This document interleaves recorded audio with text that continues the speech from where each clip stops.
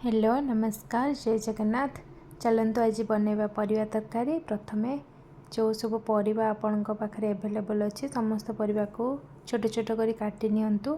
तापरे कढ़ई को गरम करी सेथिरे किछि तेल नहीं जीरा पकांतु। तापरे काटी रखिथिबा समस्त परिवा को मिसै नियंतु। तेल रे भल भाबरे भाजी नियंतु। किछि हळदी लंका गुंड पकेकी समस्त परिवा को भल भाबरे मिसै नियंतु। आउ ताको सिझिया पई ढांकुड़ेकी छाड़ी दियंतु। 2-3 थर ताको भल भाबरे गळे नहीं एमिति देखिया परिवा तक हमर सिझी गला परे सेथिरे अल्प मात्रा रे पानी मिक्स करिवा।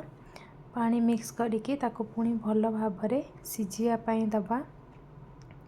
परिवा सिझी आसला परे पुणी आउथरे स्वाद अनुसार आमे आउ किछि लूण लंका गुंड पकेइबा।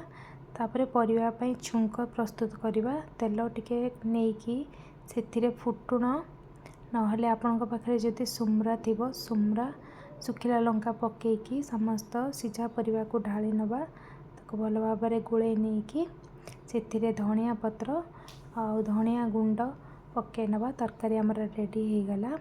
तो रोटी भात सहित एंजॉय करंतु। Thank you.